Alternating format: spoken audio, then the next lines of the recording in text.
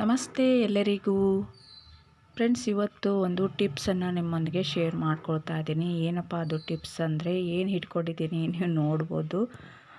ಇದೇ ಏನಂದರೆ ಬನ್ನಿ ಹೇಳ್ತೀನಿ. ಅತ್ತೆ ಇವತ್ತು ಒಂದು ರೆಮಿಡಿಯನ್ನು ತೋರಿಸಿ ಕೊಡ್ತಾ ಇದ್ದಾರೆ ನಮಗೆ, ನಿಮ್ಮೆಲ್ಲರಿಗೂ. ಅಂದರೆ ಗೃಹಿಣಿಯರು ಯೂಸ್ ಮಾಡುವಂಥ ಮೊರ ಕೇಳಿದ್ರಲ್ವ, ಮೊರ ತುಂಬ ಹಾಳಾದಾಗ ಈ ಥರ ಒಂದು ರೆಮಿಡಿ ಮಾಡೋದ್ರಿಂದ ತುಂಬ ದಿನ ಬಾಳಿಕೆ ಬರುವಂಥ ಒಂದು ಟಿಪ್ಸ್ ಅಂತಲೇ ಹೇಳ್ಬೋದು. ಬನ್ನಿ ಯಾವ ರೀತಿ ಯೂಸ್ ಮಾಡ್ತಾಯಿದ್ದೀವಿ ಈ ರೆಮಿಡಿನ ಅಂತ ತೋರಿಸ್ತೀನಿ. ಗೃಹಿಣಿಯರಂದರೆ ಎಲ್ಲದಕ್ಕೂ ಬೇಕೇ ಬೇಕು. ಅಕ್ಕಿ ಅಥವಾ ಕಾಳುಗಳನ್ನು ಕ್ಲೀನ್ ಮಾಡೋದಕ್ಕೆ ಮೊರಾನ ಯೂಸ್ ಮಾಡೇ ಮಾಡ್ತೀವಿ. ಒಂದು ನ್ಯೂಸ್ ಪೇಪರ್ ಇರ್ಬೋದು ಅಥವಾ ನೋಟ್ಬುಕ್ಕಿನ ಪೇಪರು, ರಟ್ಟು, ಇವನ್ನೆಲ್ಲ ಚಿಕ್ಕದಾಗಿ ಕಟ್ ಮಾಡಿ ಒಂದು ಪಾತ್ರೆ ಅಥವಾ ಯಾವುದಾದ್ರೂ ಒಂದು ಬೌಲ್ಗೆ ಹಾಕ್ಕೊಂಡು ನೆನೆ ಇಡೋಣ ಸ್ವಲ್ಪ. ಹಾಗೆ ಒಂದು ಅರ್ಧ ಗ್ಲಾಸಷ್ಟು ಮೆಂತ್ಯನೇ ಹಚ್ಚಿ ಮಾರ್ತಾರೆ, ನೋಡಿದ್ದೀರಾ ನೀವೆಲ್ಲ. ಜಾಸ್ತಿ ಮೆಂತ್ಯನೇ ಯೂಸ್ ಮಾಡ್ತಾರೆ. ಮೆಂತ್ಯ ಜೊತೆಗೆ ಪೇಪರು ಕೂಡ ನೆನೆ ಇಟ್ಟು ಮೊರಕ್ಕೆ ಹಚ್ಚೋದ್ರಿಂದ ತುಂಬ ಬಾಳಿಕೆ ಬರುತ್ತೆ.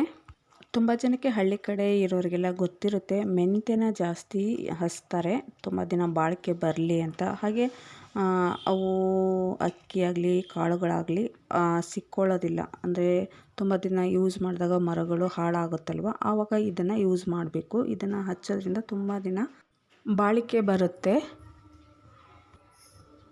ಈಗ ನಾನು ಫಸ್ಟು ಮೆಂತ್ಯನ ರುಬ್ಕೊಂಡಿದ್ದೀನಿ, ನೋಡ್ಬೋದು. ಮೆಂತ್ಯನ ನುಣ್ಣಗೆ ರುಬ್ಕೋಬೇಕು ಫ್ರೆಂಡ್ಸ್, ನುಣ್ಣಗೆ ರುಬ್ಬಿ ಹಾಕಬೇಕು. ನೋಡಿ, ಅರ್ಧ ಗ್ಲಾಸಷ್ಟು ಮೆಂತ್ಯ ನೋಡಿ ಇಷ್ಟೊಂದು ಆಗಿದೆ.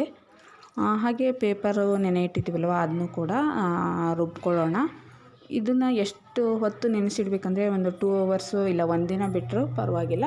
ಚೆನ್ನಾಗಿ ನೆಂದರೆ ನುಣ್ಣಗಾಗುತ್ತೆ. ಈಗ ಇದನ್ನು ಸಹ ರುಬ್ಕೊಂಡಿದ್ದೀನಿ, ನೋಡ್ಬೋದು. ಈಗ ಪೇಪರು ಮತ್ತು ಮೆಂತ್ಯ ರುಬ್ಬಿರೋದು ಎರಡನ್ನು ನಾನೀಗ ಮಿಕ್ಸ್ ಮಾಡ್ತಾಯಿದ್ದೀನಿ. ಎರಡನ್ನು ಚೆನ್ನಾಗಿ ಮಿಕ್ಸ್ ಮಾಡ್ಕೊಳ್ಳೋಣ.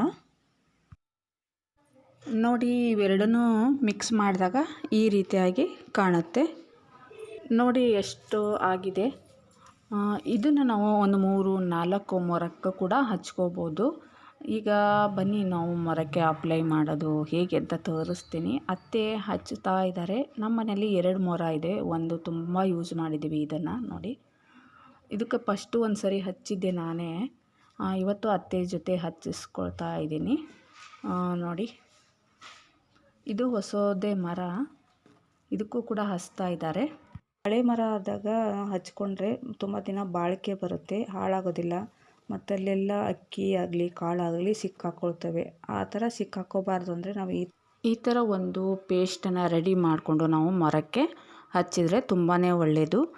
ಮೆಂತ್ಯ ಜಾಸ್ತಿ ಇದ್ದರೆ ಇನ್ನೂ ಚೆನ್ನಾಗಿ ಬಾಳಿಕೆ ಬರುತ್ತೆ.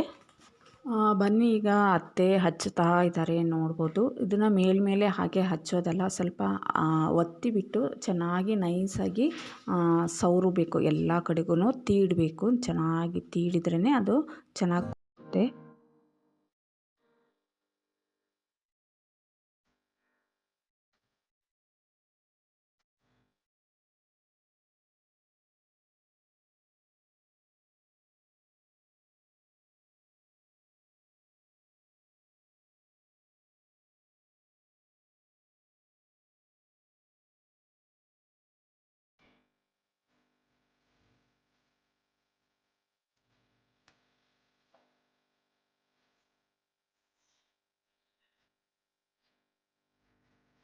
ನೋಡಿ, ಈಗ ಒಂದು ಮರಕ್ಕೆ ಹಚ್ಚಿ ಆಯಿತು. ಒಂದಕ್ಕೆ ಇಷ್ಟೊತ್ತು ಹಚ್ಚಿದ್ರು. ಅದನ್ನು ಚೆನ್ನಾಗಿ ಹಚ್ಚಬೇಕಾಗುತ್ತೆ.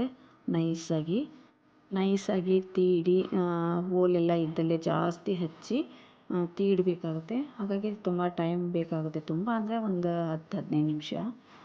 ನೋಡಿ, ಇದು ಒಂದು ರೆಡಿ ಆಯಿತು. ಇವಾಗ ಇದನ್ನು ಈಗ ಬಿಸಿಲಿಗೆ ಇಟ್ಟರೆ ಒಣಗುತ್ತೆ. ಚೆನ್ನಾಗಿ ಡ್ರೈ ಆದಮೇಲೆ ನಾವು ಯೂಸ್ ಮಾಡ್ಬೋದು. ನೋಡಿ, ಈಗ 2 ರೆಡಿ ಆಗಿದೆ. 2ಕ್ಕೂ ಕೂಡ ಹಚ್ಚಿ ಬಿಸಿಲಲ್ಲಿ ಇಟ್ಟಿದ್ದಾರೆ. ಇವನ್ನ ಚೆನ್ನಾಗಿ ಬಿಸಿಲಿಗೆ ಒಣಗಿಸಿ ಆಮೇಲೆ ನಾವು ಯೂಸ್ ಮಾಡ್ಬೋದು. ಹೆಚ್ಚಾಗಿ ನೀರನ್ನು ಬೀಳಿಸಬಾರ್ದು ಮರದ ಮೇಲೆ. ಓಕೆ ಫ್ರೆಂಡ್ಸ್, ಈ ಒಂದು ಟಿಪ್ಸು ನಿಮಗೆ ಇಷ್ಟ ಆಗಿದೆ ಅಂದ್ಕೊಳ್ತೀನಿ. ಇಷ್ಟ ಆಗಿದ್ರೆ ಲೈಕ್, ಶೇರ್, ಕಾಮೆಂಟ್ಸ್ ಮಾಡಿ.